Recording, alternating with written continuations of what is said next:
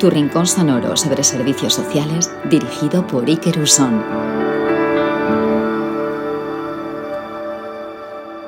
Chaldeón, Álvaro, Chaldeón. Vamos a hacer una entrevista, una conversación, mejor dicho, muy canónica. Creo que ya has cometido el error de escuchar algunos de los episodios anteriores, así que además de agradecerte tu tiempo, entro a la pregunta con la que habitualmente la gente sabe que empezamos, que es ¿cómo te pudimos fichar para lo social? ¿Cómo llegaste a esto de lo social en el sentido más amplio? Creo que nos vas a llevar por diferentes campos, pero ¿te acuerdas cómo llegaste? Sí, tengo muy claro que tiene que ver con Aita y con Ama, tiene que ver con su implicación en el colegio en el que yo estudiaba. La implicación de Aita y de Ama en el AMPA del colegio, la implicación de Ama en la Asociación de Mujeres. Yo soy de Sestao, un pueblo pues de trabajadoras y de trabajadores, un pueblo pues humilde, muy del metal y muy siderúrgico, en el que pues bueno, había un movimiento asociativo muy fuerte y mis aitas, mi aita y mi ama, pues entraron en ese compromiso. Entonces esto es cuestión, para mí ha sido cuestión de seguir el ejemplo, de tiempo dedicado, de desvelos dedicados, de fines de semana, pues bueno, allá donde yo me iba metiendo, pues allá que ellos también, pues a su manera y en la medida en la que podían y sabían, pues se iban comprometiendo. Aita pues más desde la parte de asesoramiento económico, Ama más desde el apoyo, desde lo educativo, desde lo socioeducativo. Y cuando empecé a nadar, pues en la natación, y cuando empecé a waterpolo, pues en el waterpolo, y cuando, pues así, ¿no? Entonces es cuestión de ejemplo. ¿Y de esto te has dado cuenta hace poco o desde el principio tenías muy claro de estoy creo que siguiendo una senda que me marcaron? Sí, yo creo que he tenido claro eso, que he tenido claro que era una cuestión que en casa pues lo habíamos tenido encima de la mesa y que de eso se hablaba, de lo que costaba, de lo que no costaba, de lo que a la vez daba y de lo que devolvía ese compromiso, ¿no? Porque el compromiso era en cada uno de los espacios en los que estábamos y de los que disfrutábamos también, ¿no? En algún momento luego das el salto a formarte, ¿decides estudiar algo que tenía que ver con esto o no? También hay gente que tiene como disciplinas habitualmente muy diferentes, es decir, estudio una ingeniería que me llevara a no sé qué campo, y hemos tenido a alguien en el podcast que luego ha dicho, y sin embargo me he dado cuenta que mi campo estaba aquí, en lo social. No, hay otro paso intermedio fuerte, ¿vale? En mi vida hay una situación, un momento de enfermedad, por así decir, que tiene que ver con temas respiratorios, vegetaciones y demás, en los que yo me tengo que ausentar un tiempo del cole. Y hubo un compromiso claro por parte de un hermano de La Salle de que yo no perdiera curso. Yo era un buen estudiante que no trabajaba mucho, que eso era así, era un buen estudiante en resultados académicos que no brillaba por su súper trabajo y su súper esfuerzo en casa, ¿no? Sino que intentaba un poco correr por la banda. Pero hubo un compromiso también muy potente por parte de este hermano, de José Luis Ortiz, que acudía a casa fuera de su horario escolar a enseñarme, a que yo siguiera con la materia. Esto fue en quinto de primaria. Entonces ahí empezaron a juntarse varias cosas que tenían que ver con una vocación religiosa, por así decir, con mi idea de compromiso, con la visión que yo tenía en casa, hasta que hay un momento en que doy paso al frente y digo que quiero ser hermano de La Salle. Toma. Manifiesto públicamente que quiero ser hermano en estas entrevistas que antaño se llamaban de reclutamiento, que luego no se llamaron así porque quedaba un poco feo, pero sí era una especie de reclutamiento entre el alumnado, ¿no? Entiendo. Antes de eso, yo ya quinto de primaria. En 10, 11, 12 yo ya formaba parte de esos grupos, y en aquel momento fue el último año en el que los aspirantes que querían ser hermanos se iban a los 14 años de casa. Claro. Fue el último. Y entonces yo tuve que hacer el bachillerato con cambio de colegio, además, viviendo algo muy curioso, ¿no? Que es en el momento en el que yo quería tirar por esa vocación de hermano de La Salle, tuve que pasar de los hermanos de La Salle a salesianos a Baracaldo. Oh. Entonces hubo un contacto muy estrecho con La Salle, muy estrecho durante ese tiempo, y decido dar el paso en COU, con otro cambio de colegio y ya pues formando parte de la congregación como postulante. Entonces hubo una parte de la formación que tenía que ver con la práctica, que tenía que ver con la praxis, que tenía que ver con dónde invertíamos el tiempo fuera del horario escolar, los fines de semana, pues que todo tenía que ver con proyectos sociales. Una congregación muy laical, una congregación muy comprometida, una congregación muy familiar en ese sentido. Yo siempre he vivido en pisos, excepto en la formación de noviciado en Madrid, entonces una congregación muy cercana en ese sentido. Por ahí hubo una parte de formación que tenía que ver con la praxis.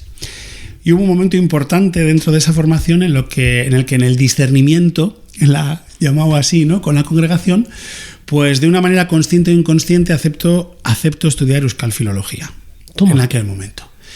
Arranco con los estudios de euskalfilología y aquello a mí me genera una crisis tremenda, porque mi verdadera vocación era estar con aquellas personas que más lo necesitaban y yo veía que el camino de euskalfilología dentro de la congregación me llevaba por otro lado. Entonces, bueno, eso unido a diferentes aspectos también de mi crecimiento, de mi reflexión y demás, pues me llevó, después de hacer los votos y de haber pasado por Tarragona y de haber pasado por Madrid, a dejar la congregación. Abandono la congregación de una manera amistosa, sin ningún tipo de conflicto. A día de hoy sigo colaborando con ella, sigo colaborando con otras entidades del tercer sector que forman parte del entramado de La Salle y se hace un camino de transición pues hacia otro tipo de trabajo y otro tipo de dedicación que hizo pues tener que formarme en la educación social, después en el trabajo social clínico y ahora últimamente pues en la gestión e innovación de servicios sociales, ¿no? Pero es eso, hay la formación no desde el inicio, la praxis y la formación no iban de la mano y eso realmente me hizo tener una quiebra importante, un quiebre importante ahí. Pero sí que es una llegada y una opción por el campo de lo social muy vocacional, nunca mejor dicho, porque vocacional. De hecho si hay algo vocacional, por ejemplo, sería hacerse hermano de una congregación o querer ser sacerdote, ¿no? Entonces, de ahí creo que era una vocación muy militante, de la que venía en casa, ¿no? Creo que de la que se veía en casa y además yo creo que tiene que ver mucho con el pueblo de donde vienes, con el nivel asociativo que en aquellos momentos y que pues a día de hoy también tiene renombre por eso Sestao, ¿no? Pero todo el movimiento asociativo que había, la cantidad de población migrante de otras ciudades que había venido, el poder participar de un colegio obrero cuando mi familia no pertenecía, mi familia más próxima no pertenecía al mundo obrero, es decir, que bueno, ha habido ahí algo muy importante que ha tenido que ver con ese compromiso social que tú lo veías en el pueblo y que lo veías en tu familia. Entonces, sí, ciertamente es vocacional. Cuando la gente me dice, pues, ¿cuándo empezaste? Pues empecé a los 18, cuando empecé con La Salle a tener esas experiencias, ¿no? Y antes hablábamos tú y yo del retorno que tienen, ¿no? Pues, claro. De decir, pues, ¿dónde empezó tu primer compromiso laboral? En menores acogidos por Diputación. ¿Dónde me encuentro ahora viviendo mi máximo apogeo en mi vida familiar con mi marido en estos momentos? Pues con un acogimiento en casa, ¿no? Entonces, estos retornos, estos ciclos que tiene la vida que dices, 30 años después y ¿dónde vuelves, no? ¿Dónde tiras hacia atrás para volver otra vez a coger impulso y seguir hacia adelante, ¿no? Pero es verdad que siempre en la línea del compromiso, sin darle más valor, sin ponerle más medallas con referencia a otra persona que sea ingeniero, ingeniera o que se dedique a otro tipo de y que de profesión. En aquel momento, que tampoco somos tan viejos, pero que en aquel momento seguramente no se veía aquella opción, ya no digo la de la congregación, sino incluso la de estar comprometido socialmente, cívicamente, como una profesión. No, yo ya en mi época y en mi generación, que voy para 50, todo el mundo había dos vías claras, o sea, o eras abogado o eras economista. Eso, eras abogado o eras economista, no había que tirar por ahí, ¿no? Y encima en mi familia, como habían tirado por el lado de económicas, mi aita, y el tema bancario, yo lo tenía muy claro, abogado no, es venga y tira por el banco, ¿no? Y algo más alejado que el banco, ¿no? O sea, en mi vida, algo súper curioso, ¿no? Pero es verdad que no era algo hacia lo que la gente aspirara en aquel momento, ¿no? Yeah. Y luego, sobre todo la gente que te hemos conocido hace no tanto, pero gente que te conocerá mucho cuando vea tu nombre dirá, concho, pero yo a Álvaro le conozco de los temas de exclusión, inicialmente seguramente temas de SIDA, porque sé que trabaja en T4 y hasta donde sé, llevas también ya un ciclo bien largo trabajando ahí. Entonces, ¿cuándo se da ese salto? ¿Cuándo te acercas a este mundo? Sí, al dejar la congregación y también gracias a la congregación, que por eso también digo que fue un tránsito amistoso, el decir, pues bueno, la congregación en este momento no está preparada para poder otorgarte lo que tú en este momento quieres insistentemente, pero soltamos y favorecemos, ¿no? Como un ejercicio de honestidad y de generosidad cuando no abundan las vocaciones y cuando yo eso siempre lo he reconocido públicamente, y favorecieron mi tránsito a Cáritas. Laboralmente y en concreto al albergue de Lejabarri, a trabajar con población sin hogar. Claro. Entonces, para mí aquello fue un regalo tremendo, fue un gesto de generosidad que como te digo, reconozco Y fue un poco lo que marcó toda mi carrera profesional después, porque era el espacio en el que yo quería estar, ¿no? En el albergue de Lejabarri, recién trasladado al nuevo albergue de Lejabarri, que lo inauguramos cuando hicimos ese cambio, pues fue entrar de lleno ahí, a trabajar con población sin techo. Esos 2 años, con población crónica, con problemas de alcohol, en la residencia Lurberri, que provenía del albergue antiguo, del albergue de Lejabarri antiguo. Entonces aquello para mí fue un regalo, porque fue una posibilidad de confirmar que realmente era lo que yo quería hacer, a lo que yo me quería dedicar, ¿no? Y ahí estarías ya uniendo estudio, teoría y práctica. Claro, estudiando y al mismo tiempo... Ya estaba. Ahí estaba ya independizándome, aprendiendo a coger lo que era un autobús cuando hacía muchos años que en la congregación no te tenías que haber preocupado de cómo se cogía un autobús o de por dónde se iba no sé dónde, porque había aspectos de la vida práctica que sí que aprendías, pero otros era como, uy, ¿esto cómo hago? ¿Y cómo gestiono mi vida? ¿Y cómo gestiono mi vivienda? ¿Y qué hago con mi nómina? ¿Y cuánto cuesta la luz? ¿Y cuánto? Un montón de cosas de las que no te habías tenido que preocupar, uniéndolo a la formación y uniéndolo al trabajo, ¿no? Al tema de la educación social y al tema del trabajo. Entonces, fueron 2 años muy intensos, y ahí fue cuando llegó otro regalo súper bonito de mi vida. Yo entré de voluntario en T4, un periodo muy cortito de tiempo como voluntario, a conocer la asociación, cuando en aquel momento todavía estaba en la sede de Gregorio de la Revilla.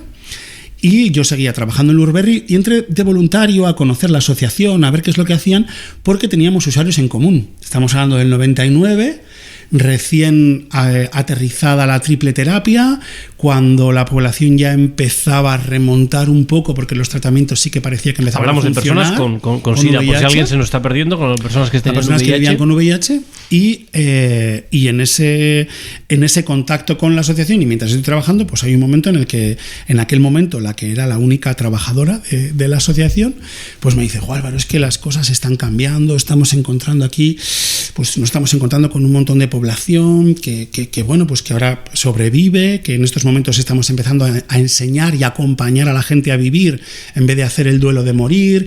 Es gente que también está en tratamientos ya sustitutivos con opiáceos para las adicciones que tienen, y es que vienen, pero a esta gente hay que activarla, a esta gente hay que hacerla algo. Y mira, es que hemos preparado aquí este proyecto y queremos que le eches un vistazo y que lo leas y que, pues bueno, que aportes ideas. Digo, madre, otro cambio que viene en mi vida por aquí. Tate, así fue.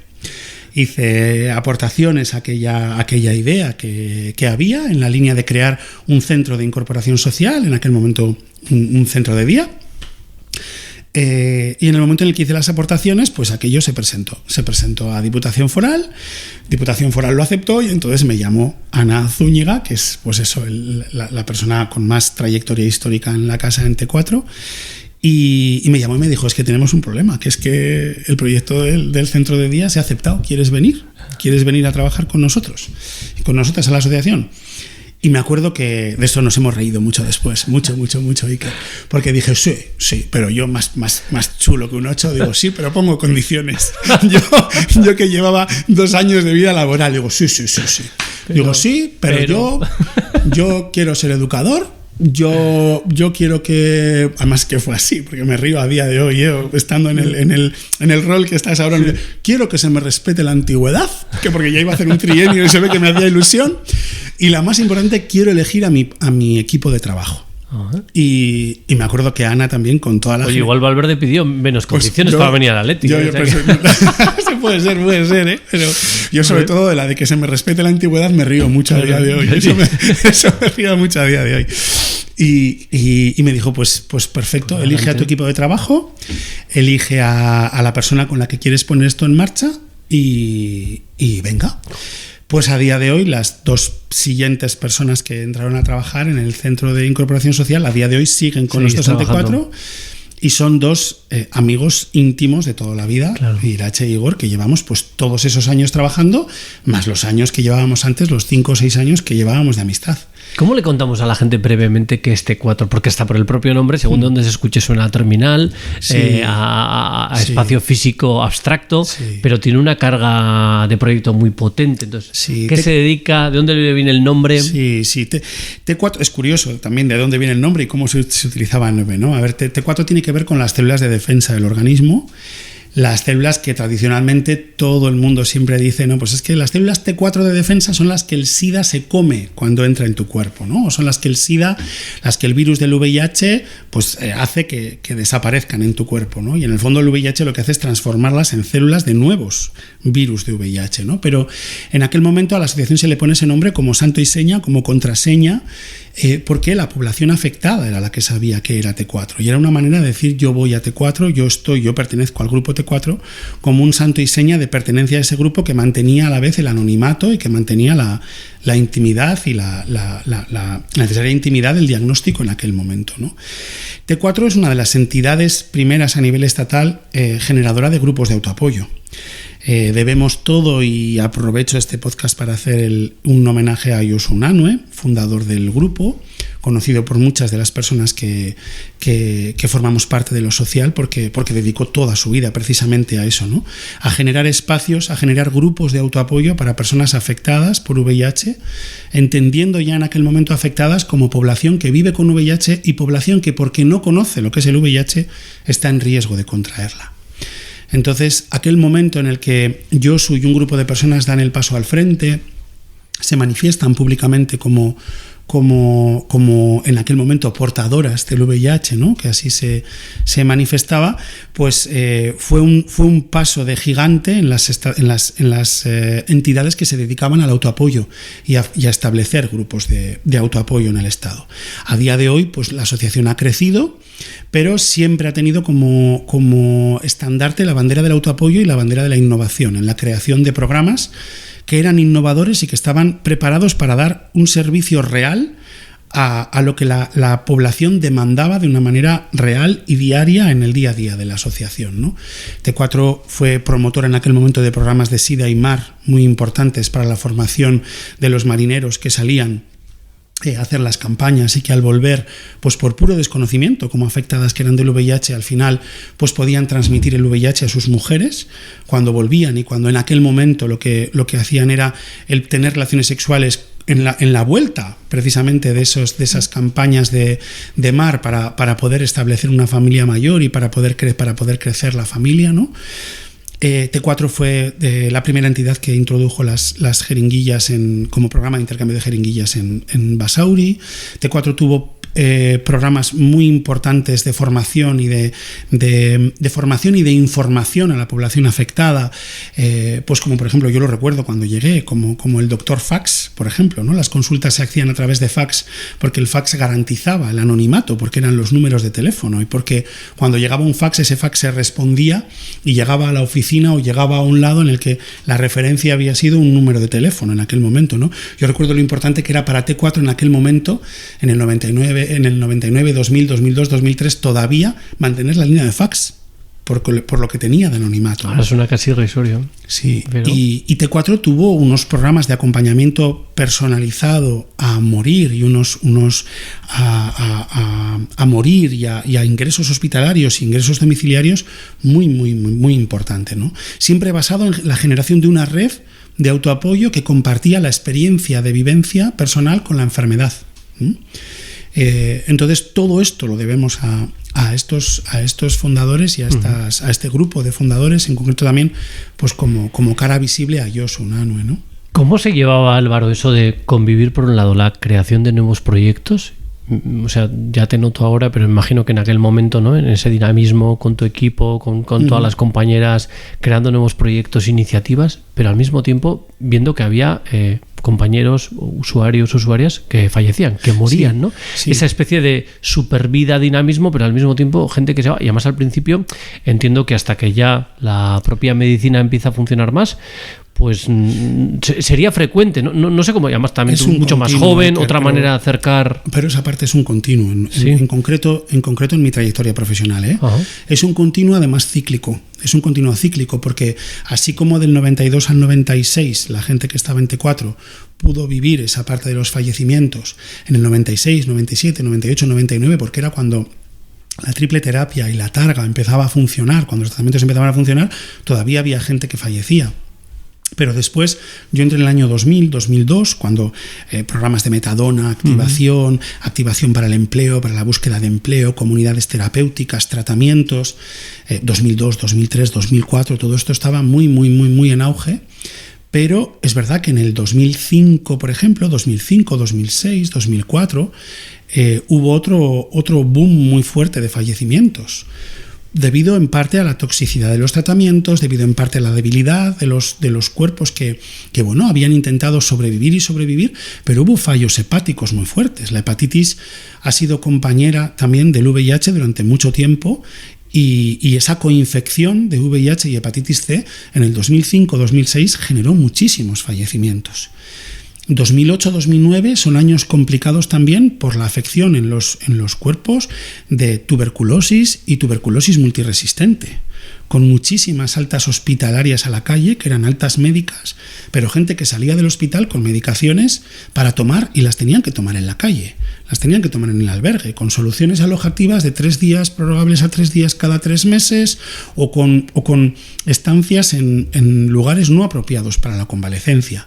Esa creación de programas que nosotros también hemos ido haciendo en esa línea de la convalecencia, de la cronicidad, del acompañamiento a vida autónoma también, han tenido que ver con acompañamientos cíclicos, otra vez y de nuevo, a morir.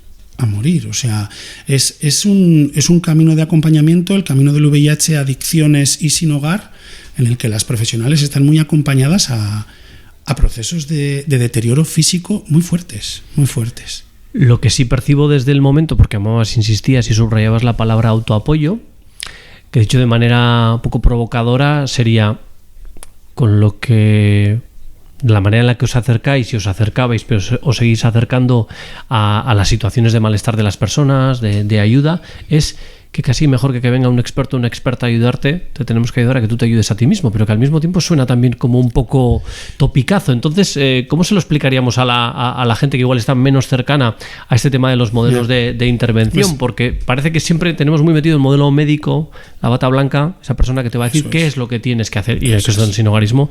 Muchas de las personas que nos sufren están hartas de que les digamos lo que tienen que dejar de consumir, de hacer, de... Eso, T4 se aleja desde sus inicios, claramente, y es otra de las partes que forma parte un poco de su cultura organizacional. Intenta alejarse de los modelos biomédicos, de los modelos de tratamiento. La filosofía de autoapoyo precisamente lo que intenta es ayúdate a ti mismo, intenta generar un modelo salutogénico, intenta encontrar tú dónde están los puntos que a ti te dan salud, que a ti te dan vida, compártelos, que las otras compartan esos aspectos que le dan vida y que tú puedas poco a poco incorporarlos. Pero hay algo importante que va más allá todavía, porque todavía puede haber asociaciones o entidades que se dediquen a autoapoyo y se queden ahí. T4 desde el inicio ha intentado llegar un poco más allá. Lo que establece es una red de autoapoyo entre personas afectadas e infectadas. Entre personas afectadas por el VIH, personas afectadas por el desconocimiento o porque son familiares y personas que viven con el VIH. ¿Qué es lo que pasa ahí o lo que a lo largo del tiempo hemos intentado trasladar? La red de autoapoyo en este momento es la red de autoapoyo también entre usuarios y usuarias y entre trabajadores y trabajadoras. Ese autoapoyo ha intentado trasladarse a la generación de un entorno laboral, de apoyo, de usuarios y de usuarias que establece una red por la cual a mí ese acompañamiento a la muerte me ayuda a crecer como persona. A mí este acompañamiento a la muerte me transforma como persona. Y en la medida en la que a mí me está transformando, genero conversaciones con el usuario y con la usuaria que le ayudan en este caso a morir en paz, que a mí me ayudan también a tener una perspectiva de la vida y de la muerte diferente a como la tengo, ¿no?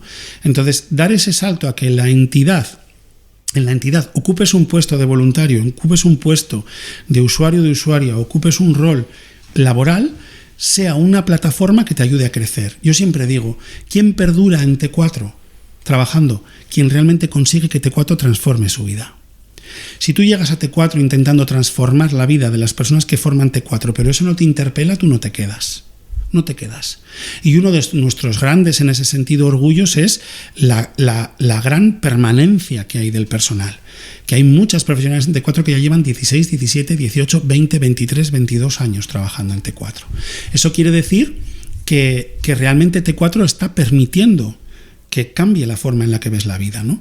Todo esto parte por instaurar, junto a la filosofía de autoapoyo, la filosofía de reducción de riesgos y daños, que es la más alejada a una perspectiva biomédica o puramente biologicista de la adicción o de un problema de salud mental con adicciones y sin hogar, ¿no? Que dicho de otra manera, sería deja de consumir, el problema lo tienes ahí, lo que tenemos que hacer es que te deshabitúes, te desintoxiques del todo y lo que nos vienes a decir es, ojo, claro, que no. Si en T4 nos encontramos con una persona en la que un programa de desintoxicación primero y deshabituación después le viene muy bien, vamos a acompañarle. Claro que sí. Y vamos a intentar que eso también pueda, en ese sentido, transformarnos mutuamente, ese camino de acompañamiento, ¿no? Pero realmente nuestra visión es la de respetar las decisiones que toma la persona y acompañar a las personas en las decisiones que toman, siempre y cuando estén habilitadas para poder tomarlas de una manera consciente y de una manera plena, ¿no? De formada, informada y consciente, ¿no? Y esto proviene de los orígenes también. Era cuando llega la triple terapia y alguien dice, pero es que estoy cansado. Es que no quiero tomar 40 pastillas, es que no quiero tomar 50 pastillas, es que las diarreas me están matando, es que no quiero, es que me quiero ir, ¿no? Un modelo más biológico, un modelo más biologicista intentaría toma y aguanta, que esto es cuestión de un año y en un año vas a ver y toma y qué es lo que te hace falta para, ¿no?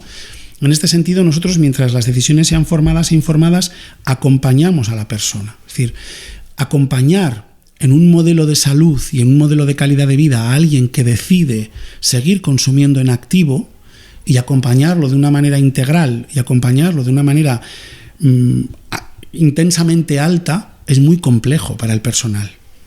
Porque lo que antaño se llamaban procesos de autodestrucción, pues en este momento pueden ser vistos de otra manera como que esto no es calidad de vida, ¿no? Es ¿qué hago yo como sanitaria? ¿Qué hago yo como enfermera? ¿Qué hago yo como educador, como educadora o como trabajadora social acompañando a alguien que sigue consumiendo y consumiendo y consumiendo y consumiendo, ¿no? Pues ahí, pues en T4 puedes preguntarte qué te pasa a ti con el consumo y qué te pasa con que la otra persona consuma, ¿no? Pero esto está un poco alejado de la línea dominante.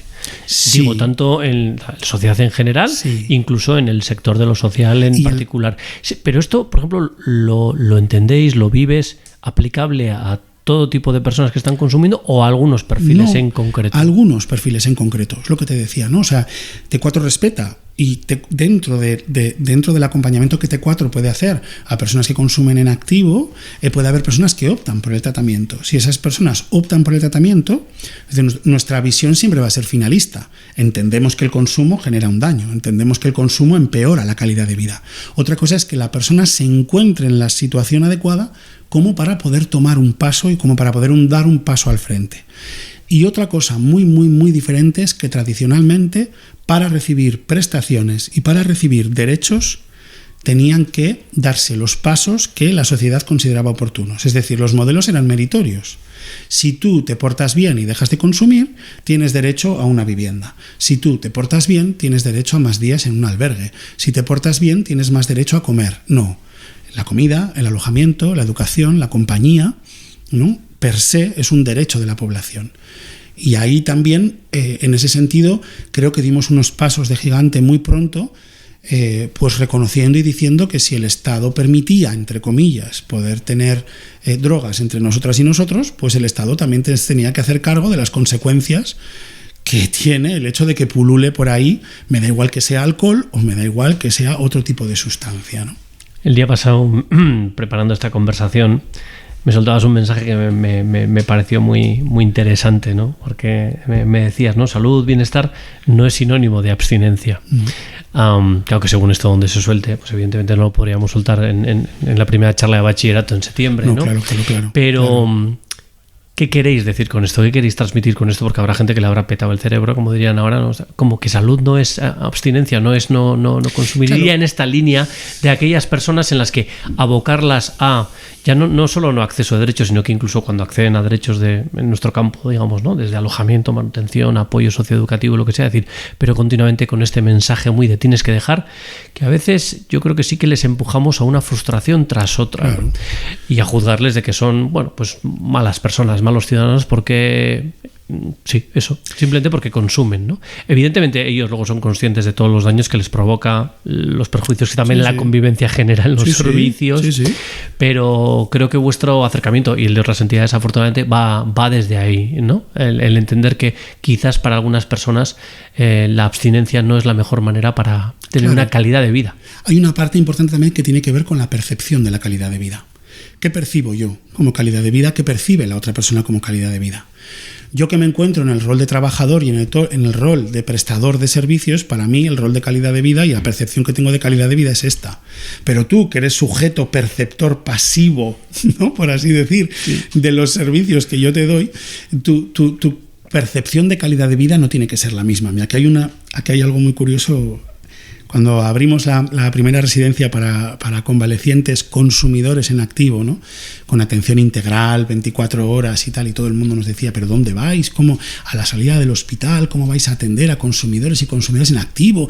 ¿Vais a mezclar sustancias, alcohol con coca?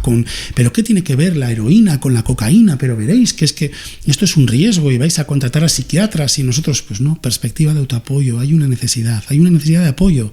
Lo que les une en este momento es su necesidad de apoyo, no tanto el tratamiento, ¿no? Y al de un año hicimos un estudio con la UPV, acompañados de Arrate Aguirrezábal y de Nagore Asla, dos compañeras a lo largo de todo este camino desde la UPV, ¿no?, que nos ayudaron a hacer un estudio de la eficacia y la eficiencia del recurso. Y todo tenía que ver con la mejora y la percepción de la calidad de vida. Y adaptamos escalas científicas para ver que realmente aquello mejoraba la calidad de vida. Las cosas que medíamos eran si has dormido más, si has dormido menos, si tienes más dolores de cabeza, si te duele más la tripa, si comes más, si notas que te aseas más, si... Esa era la medida que teníamos en la percepción de la calidad de vida para ver si el recurso estaba mejorando, ¿no? Y había un punto muy claro que era el tema de las relaciones sociales. Y entonces, tal y como habíamos formulado la pregunta, todo se nos había escapado, y el ítem nos daba, era el ítem que peor daba en la escala de calidad de vida, porque todos decían que empeoraban sus relaciones sociales y que empeoraba el número de relaciones sociales que tenían. Porque al final nos dimos cuenta que aquel empeoramiento de las realidades de las relaciones sociales que tenían porque eran las relaciones que estaban con su entorno de consumo. Claro. Con sus proveedores, con sus camellos, con sus compañeros y compañeras de consumo, ¿no? Quiero decir que la percepción de la calidad de vida es algo completamente objetivable, pero también subjetivo, dependiendo del momento y del ciclo vital en el que te encuentres, ¿no? Y creemos que es importante respetar eso. Este recurso, estas prestaciones que están aquí, ¿mejoran tu calidad de vida? Sí. Pues directamente igual no tienen que ver con abandono del consumo. En el corto, en el medio o en el largo igual sí. Pero en este momento, si no puedes, no vamos a volver a crear usuarios y usuarias multiresistentes, multifracasadas, multitratadas, que son los apellidos que les hemos ido poniendo a lo largo del tiempo, ¿no? Desde el principio también, incluso decías, ¿no?, desde que empezaste en el albergue, el sinhogarismo, ¿no?, las personas que sobreviven, que intentan vivir, ¿no?, entre comillas, en la calle. Ahora sigues también trabajando con las compañeras y compañeros con esas realidades. Ya ¿no?, lo que es el VIH pues desapareció, al menos en su fase tan pues pandémica, casi podríamos decir. ¿Qué cambios ves de aquel sinhogarismo al de ahora? Porque ahora es una realidad de primer nivel. Yo creo que ya no solo para los que estamos trabajando, compartiendo esta realidad más cerca, sino para cualquier ciudadano que ve la gente en la calle. Ahora que nos gusta tanto viajar, el primer fin de semana que hay, cualquier ciudad, cualquier población, incluso que no sea una capital, tiene ya personas que malviven en la calle, en las localidades de pueblitos de Euskadi donde no nos hubiésemos imaginado. De nuevo tenemos gente viviendo en la calle, de fuera o no de fuera, ya eso ni entro. Sí. ¿Qué notas que ha cambiado de este reto mayúsculo que tenemos ahora con, llámale sinhogarismo, llámale exclusión residencial? En el caso de la exclusión social me cuesta más, porque creo que hay otra serie de elementos. Sí. No sé qué notas de aquello que ha cambiado o que no ha cambiado, ¿eh? En nuestro caso, en cuanto a la intervención directa con las personas, aunque luego hablemos de lo que puede observar en la sociedad, en la intervención directa no ha cambiado tanto el perfil, por así decir. No ha cambiado tanto el perfil porque seguimos atendiendo a población crónica en una situación de sinhogarismo severo, duro, de larga trayectoria y crónico, ¿no? Sí que lo que podemos observar es que el perfil se complejiza. Se complejiza porque hay una mayor incidencia de aspectos que tienen que ver con el empeoramiento de la calidad de vida desde un aspecto sociosanitario. Se complejiza por así decir, el espectro de atenciones que tienes que tener, porque además de sociales son sanitarias, y eso complejiza mucho el perfil. Sanitarias físicas, sí, sanitarias mentales, sanitarias ligadas a temas de consumos, puede ser. Aumenta la edad, aumenta muchísimo. Parece, por lo tanto, la dependencia. Aumenta muchísimo la edad. Hay un momento en el que la gente que estamos atendiendo toca su techo de cristal en los servicios sociales, tiene que dar el paso a servicios públicos, de la red públicos, y esto cuesta porque los servicios públicos de la red tienden a expulsar a estas personas de las residencias de discapacidad y de dependencia, porque no estamos preparados y preparadas para ello. Entonces tiene más que ver con la complejización del perfil, con la salud mental, con la salud física, con el aumento de la edad, con los problemas de convivencia derivados de todo esto, que tienen que ver con problemas, pues en algunos momentos de despegue, bien de despegue emocional o bien de despegue físico, o con accesos violentos en algún momento o agresivos en algún momento puntual. Entonces se complejiza la atención en ese sentido y se complejiza el acompañamiento, ¿no? Se complejiza también porque lo que tendemos a hacer es aplicar mayor represión y aplicar mayor intensidad de apoyo y aplicar, ¿no?, ante la complejidad, como lo que nos da miedo precisamente de esa complejidad lo tenemos descontrolado, pues automáticamente intentamos poner más personal, poner más medidas, poner más, y esto hace que generalmente pues aparezcan más bombas de relojería en ese sentido en los servicios, ¿no? Eso sería en cuanto a nuestro perfil, al perfil que T4 ha venido atendiendo. Y en cuanto a la sociedad en general, evidentemente, lo primero que observas es el aumento de la población sin hogar, y por otro lado es la diversificación precisamente de los perfiles, el cómo llegas a la situación de sinhogarismo, ¿no? Y el cómo esa situación de llegada al sinhogarismo tiene que ver con un desempleo, tiene que ver con una situación de violencia machista, tiene que ver con una situación de pobreza económica, tiene que ver con una situación de jóvenes que no han tenido unos estudios y no han podido incorporarse al mercado laboral, o fruto del edadismo y de la salida del mercado laboral de población mayor, además de adicciones y del cambio en el consumo y en las adicciones que ha podido haber, ¿no?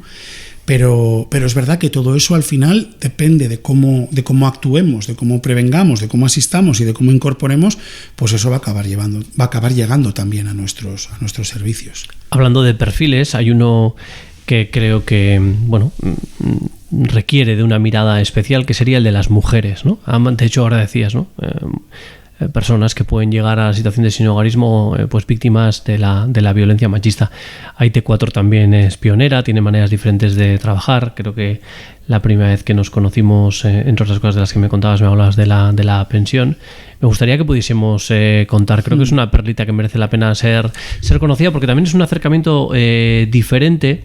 Creo que la gente siempre se acerca a las mujeres en general, pero a las personas también sin hogar, también dicho en general, desde la idea de centro que está en una esquina con mucha presencialidad, porque en esto también estamos orgullosos de que hemos puesto más intensidad de apoyos, y sin embargo me encontré un formato en sentido mucho más autónomo y creyendo, incluso diría que poniéndole como formas menos teóricas y más prácticas a eso del empoderamiento, ¿no? Mujeres tomando en libertad decisiones, y no víctimas cualquiera, sino mujeres que además estaban siendo víctimas también de la propia exclusión. ¿De qué va la pensión? ¿Qué intentáis hacer ahí? Hemos ido tocando diferentes aspectos que nos han llevado ahí precisamente en la historia, ¿no? Hablábamos antes de la perspectiva biologicista, hablábamos antes de usuarios y usuarias multitratados, ¿no? De gente que ha hecho 5 veces comunidad terapéutica, que ha hecho procesos de introspección en los que se conoce de arriba abajo cómo es, dónde está, cómo viene, por dónde va y qué es lo que le pasa en cada momento y en cada minuto, ¿no? Por todas las veces que se ha estudiado, se ha autoestudiado y lo han autoestudiado, y a la vez, yo también digo, ¿no?, en nuestros propios grupos de autoapoyo se ha dejado ver y ha dejado que le vean y que la vean, ¿no? Entonces, nosotros hemos formado parte de todo ese proceso como entidad que hemos sido, y a la vez también hemos formado parte de todo este proceso de generar recursos con mayores altas intensidades de apoyo y con equipos multidisciplinares, ¿no? Entonces llega un momento en el que nos creemos que la gente está cansada. y que la gente puede cansarse, ¿no? Que hay agotamiento en el sistema, ¿no? De usuarios y de usuarias por un exceso de celo sobre ellas y sobre ellos, por un exceso de cuidado. Pues porque manifiestan, ¿no? Desde el déjame, o desde el ya no quiero, o desde el pues es que estoy hasta las narices, o es que otra vez, ¿no? Y entonces empezamos a pensar dentro en modelos precisamente no interventivos.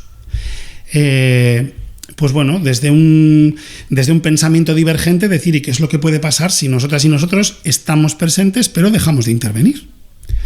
Y hablamos de favorecer procesos de empoderamiento, lo que decías tú, pero ¿qué pasa si dejamos que la gente, pues bueno, realmente se empodere, ¿no? Sin meter la patita en sus procesos de empoderamiento tanto como lo venimos haciendo hasta ahora, ¿no? Entonces, bueno, pues llegamos a pensar también en un momento que eso era tirarnos piedras encima de nuestro tejado y de nuestra propia historia, porque dices, a ver, es que voy a pedir dinero a la administración para hacer modelos no interventivos. Entonces la administración va a decir, ¿y qué quieres que te financie? ¿No? O sea, ¿qué quieres que te financie y en qué quieres que empecemos a trabajar juntas y juntos, ¿no? Y entonces, pues bueno, tuvimos la gran suerte de poder abrir un proceso de reflexión, en este caso con Diputación Foral de Vizcaya, en el que queríamos poner encima de la mesa esto. Es decir, queremos empezar a trabajar con un sector de la población, que en este caso son las mujeres víctimas de violencia machista, que se encuentran en situación de desvalimiento, porque creemos que la respuesta que estamos dando como sociedad muchas veces es institucionalizar altamente, con una alta intensidad de apoyo, a mujeres muy diversas que llegan a recursos sociales víctimas de una situación de violencia machista, pero que se encuentran en momentos y en situaciones muy diferentes. Así como a nuestro servicio dedicado a la alta exclusión en cronicidad llegan por una herramienta de valoración que realmente puede hacer que se vea claro que ese es el servicio que necesitan, veíamos que quizá podía haber los servicios destinados a las mujeres estaban dotando de una altísima intensidad de apoyo a mujeres que igual no lo necesitaban. Y entonces abrimos un proceso de reflexión para aperturar un servicio en el que las mujeres pudieran elegir desde el tiempo que permanecían en el servicio hasta el régimen de alojamiento que querían, alojamiento, media pensión, pensión completa, o prestaciones que nosotros podíamos ofrecerles siempre y cuando fueran de bajísima intensidad de apoyo y en el que ellas pudieran ir generando ese espacio de autoapoyo si lo deseaban, si no lo deseaban no, pero que simplemente lo que T4 les iba a proporcionar era un espacio seguro, íntimo, alejado de cualquier tipo de sombra, de violencia sobre ellas o de entorno agresivo sobre ellas, para que en el que cuando ellas decidieran, estando en paz y estando en un entorno seguro y tranquilo, pudieran, fuera, en otros servicios de día, iniciar procesos de incorporación o de inclusión que atendieran exclusivamente a aquellos aspectos que realmente podían hacer que mejoraran o que tuvieran ese trampolín para poder iniciar un nuevo proyecto o una nueva etapa o una nueva vida, ¿no? De esa manera, T4 en ningún momento necesitaba información sobre ellas, T4 en ningún momento formaba parte de sus planes de atención individualizados, en ningún momento tenía ningún objetivo que revisar con ellas, ni ningún contrato que revisar con ellas, y por lo tanto no íbamos a establecer ninguna relación ni psicosocioeducativa ni sociosanitaria, ni que tuviera que tener que ver con su empleabilidad o con su incorporación social. Simplemente aportábamos un entorno seguro, un espacio seguro. ¿Qué es lo que llamáis la pensión? Eso el concepto de pensión como la que puede conocer cualquiera que esté ahora pensando en una pensión, porque tiene su habitación, hay un espacio compartido donde poder cocinar, preparar, y es un espacio seguro, donde entiendo que algunas aportan económicamente en función de lo que tienen. ¿Eso está cubierto? Aportaban económicamente según el régimen de pensión que iban a tener, ¿no? Y que es desligar de alguna manera esta idea con la que habitualmente trabajamos y que funciona, yo creo, con muchísimas mujeres, también con hombres en otro tipo de servicios que no sean de violencia machista, que es ligarle al centro o a la vivienda los apoyos necesarios para lo social. Y aquí es deslindar y decir, aquí viene usted, tiene hasta aquí tu espacio. O sea, nosotros estamos intentando generar espacios, y lo vamos a trasladar también a este espacio otro más grande que se llama Tao Bisú, que es el de la cronicidad y el del sinhogarismo de larga duración y crónico, ¿no? Pero intentar desligar las soluciones alojativas de las soluciones interventivas con las personas, ¿no? Porque al final somos tendentes a castigar con la vivienda, somos tendentes a castigar con lo alojativo. Y tener la sombra de que si yo no cumplo con estos objetivos, tener la sombra de que si yo no cumplo con quien me está dando estas prestaciones, puede hacer que yo no tenga vivienda, para mí en estos momentos sería lo que más pavor me daría, ¿no?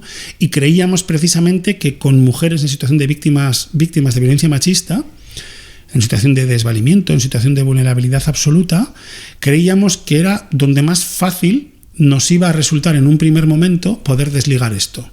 Porque claramente entonces sí que abocábamos a esta mujer, si la castigábamos de esa manera por no cumplir con unos objetivos determinados, la abocábamos a la más absoluta de las miserias, que era la calle y encima en situación de soporte de violencia machista, ¿no? Y además iba a ser una violencia machista estructural en este caso, ¿no? Entonces nos parecía que era donde más alerta podíamos estar y donde más nos podía venir la alerta de cuidado, porque si no desligamos el alojamiento de la intervención, si castigamos, si condicionamos, si la mujer tiene que comportarse de una determinada manera, porque si no le abocamos a la calle, la situación de indefensión en la que queda es todavía mayor, ¿no?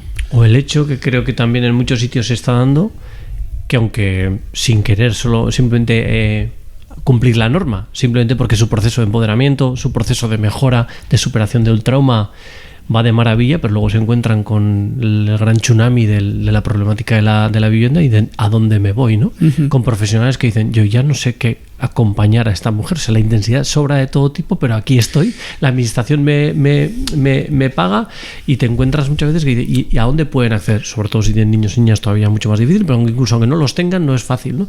Y mientras que en este modelo, claro, o al menos en esta oportunidad, ellas podrían decir, bueno, es que ahora ya casi no necesito, lo que yo necesito ya veré cómo me lo guiso y cómo me lo como, pero sigo teniendo un sitio en el que poder vivir y por tanto no caigo en el sinhogarismo en el que antes estuve, ¿no? Y encima, si intento salir de esa situación de sinhogarismo, una de las primeras posibilidades que tenía para poder salir de esa situación de sinhogarismo precisamente era una pensión. Una pensión como lugar inseguro, uh-huh, una pensión en la que yo como mujer tengo que a veces compartir habitación obligadamente con un hombre, una pensión en la que si no comparto habitación sí que comparto un pasillo o comparto un espacio sin ningún tipo de supervisión, y en el que muchas veces, si soy también víctima del sistema porque tengo una situación real de adicción en activo, por ejemplo, es muy fácil que en una pensión yo pueda caer en una situación en la que venga alguien a traerme sustancia, a pedirme a cambio de la sustancia relaciones sexuales, dinero, o a que mi pervivencia en la propia pensión tenga que verse sujeta precisamente a una situación de opresión para con un hombre que también permanece en la calle, ¿no? La idea de la generación de la pensión también proviene de ahí, de que veíamos que las pensiones en ese sentido eran lugares opresores para estas mujeres que estaban intentando salir del sinhogarismo, ¿no? Y lo que precisamente intentábamos rescatar del concepto de pensión, que esto era una parte muy chula, era el concepto de la matrona antigua que tenía a su cargo a 15, a 16 o a 12 o a 10 hombretones, uh-huh, que trabajaban en empresas, ¿no? Y a los que ella les cuidaba, les preparaba los menús, los cocidos, les lavaba la ropa, y desde esa situación de opresión también, en aquel momento, desde una situación de opresión clara, pero ejercía una labor de cuidado sobre aquellos hombres. Entonces queríamos rescatar el concepto de cuidado de la pensión, de la que la pensión, sin un nivel interventivo, sino meramente asistencial, podía ser un lugar de mejora de la calidad de vida. Porque para esos hombres, cuando salían de la empresa en aquel momento, aquel era el lugar seguro, el lugar de descanso, el lugar de refugio, el lugar de alimentación, el lugar de vestimenta limpia. Entonces, queríamos rescatar eso, de tal manera que pudiéramos visualizar que hay otro tipo de pensión posible a la pensión que tradicionalmente estaban yendo estas mujeres, y también, por qué no decirlo, muchas veces pagadas por la propia administración, sí, pagadas y enviadas por la propia administración como solución a su sinhogarismo, ¿no? Entonces, en estas cosas de las perversiones, ¿no?, que tiene el propio sistema, ¿no? Entonces, yo recuerdo que este proyecto T4 lo presentó, y esto no sé si lo he comentado contigo, lo presentamos en euros y pesetas a la administración en 2004. La madre. Se ha podido llevar a cabo el pilotaje, y como concepto ya, como pilotaje, vamos a probar a ver, 20 años después. Y cuando retomamos las conversaciones, evidentemente con un gobierno completamente diferente, con personas completamente diferentes, llevamos el proyecto. Y decimos, es que este proyecto, mirad, euros, pesetas. 20 años han pasado hasta que realmente hemos podido hacer una reflexión clara en la que hemos dicho, es que el sistema está siendo perverso. Es que vamos a ver si esto es posible, vamos a ver si es factible. Hemos probado ese pilotaje un año. ¿Qué es lo que nos ha demostrado ese año? Que el sistema está tan saturado, que en cuanto surge un recurso, automáticamente tendemos a llenar ese servicio, y tendemos a llenar ese servicio con las personas que deseamos que salgan de los servicios que tenemos saturados, ¿no? Entonces, esto ha sido una desventaja para el propio pilotaje, porque parte de las mujeres que han llegado al servicio eran mujeres que realmente requerían de mayor intensidad. Es decir, no tenemos preparado el sistema de derivación a recursos, en este caso para las mujeres víctimas de violencia machista, de tal manera que podamos ver claramente cuál es la necesidad de intensidad de apoyo que requieren. Cuando nosotros hemos hecho la encuesta de satisfacción para todas las mujeres a lo largo del primer año, y cuando hemos hecho las pruebas de mejora de la calidad de vida del inicio y de su salida, del fin del pilotaje al de un año, no de su salida, el 100% han mejorado su calidad de vida. Y la nota que han puesto al servicio es un 4,33 sobre 5. ¿No?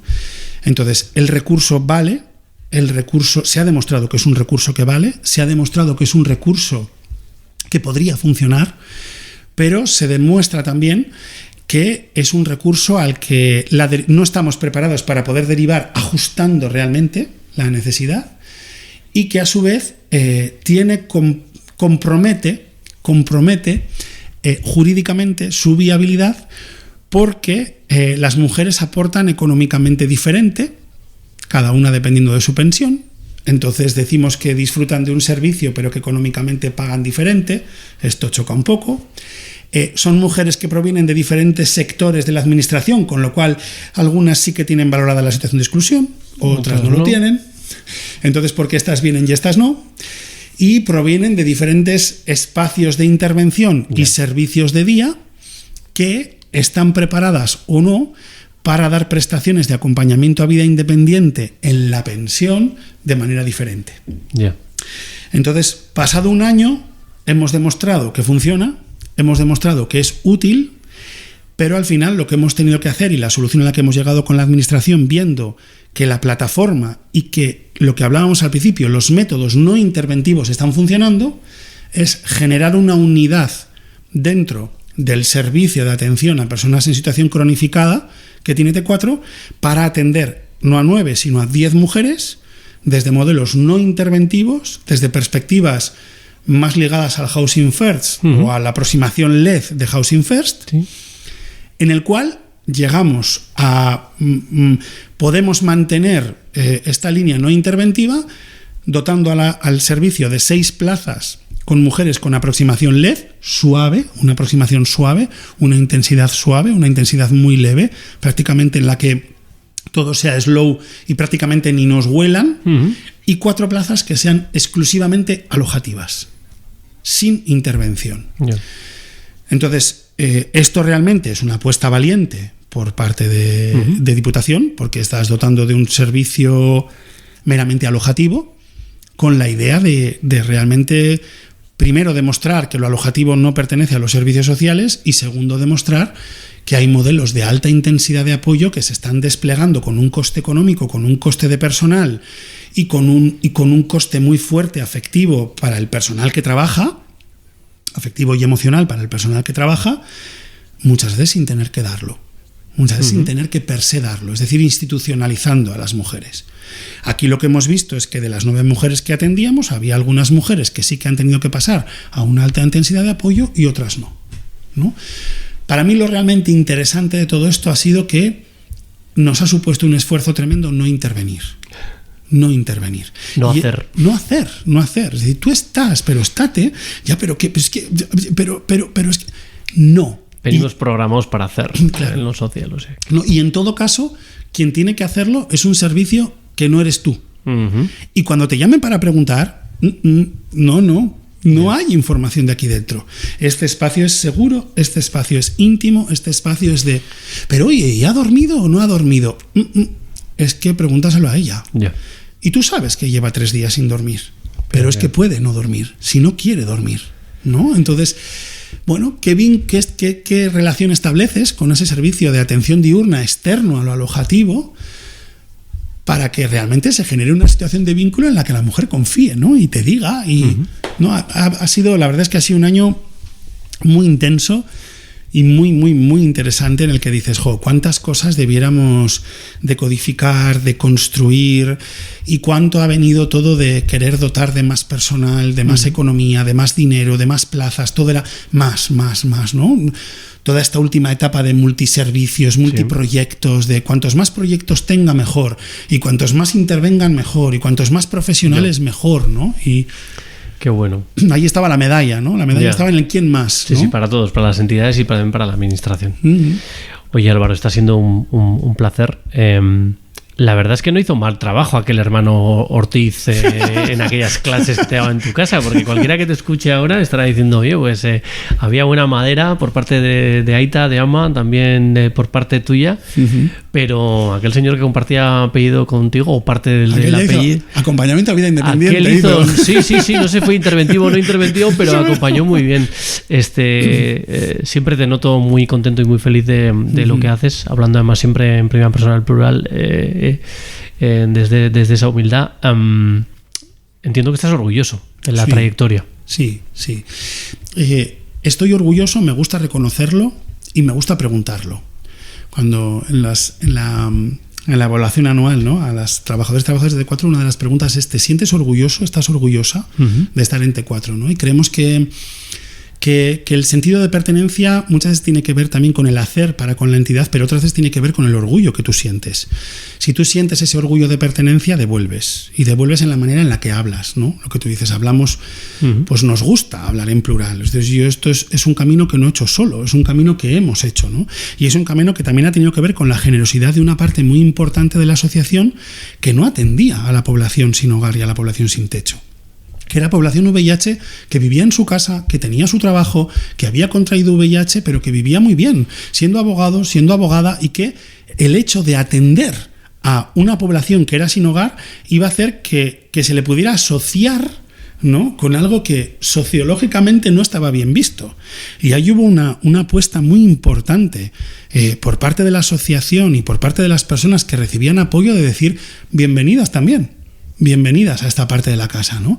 Hasta el momento en el que la parte que más ha crecido de atención ha sido la parte a sin hogar, y afortunadamente también la parte que menos ha crecido ha sido la parte de esa población que ha podido ir haciendo su camino y que ha podido establecer su vida pues viviendo con el VIH como una enfermedad crónica que a día de hoy es, ¿no? Pero claro que estoy orgulloso de esto, y sobre todo estoy orgulloso por lo que te decía, porque es un espacio, yo creo que hemos sido capaces de generar un espacio que te ayuda a crecer, que te ayuda a crecer como persona, y ahí te quedas, ahí permaneces, ahí resides, ¿no? Ahí estás.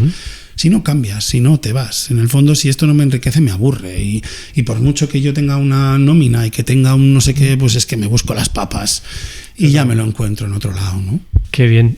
Sabía de tu generosidad, Álvaro, porque en julio del año pasado, cuando me acerqué a vuestro proyecto, ya fuisteis bien generosos, y concretamente tú, que fuiste el que me acogiste en el proyecto del que has estado hablando. Hoy también has sido todavía mucho más generoso en compartir con gente que hasta no conocemos ni tú ni yo, pero que va a escuchar y que seguramente estoy convencido de que les va a marcar, les va a ayudar, jóvenes y no tan jóvenes, les va a interpelar. Así que me quedo con esa idea de viva ese orgullo de los que estamos muy agradecidos con la vida y que lo queramos también compartir con otros. Eta besarka handi bat, Álvaro, mila esker. Muchas gracias. Agur. Gracias por escuchar La Última Red. Puedes seguirnos en Facebook y YouTube y escribirnos a ultimaredpod@gmail.com.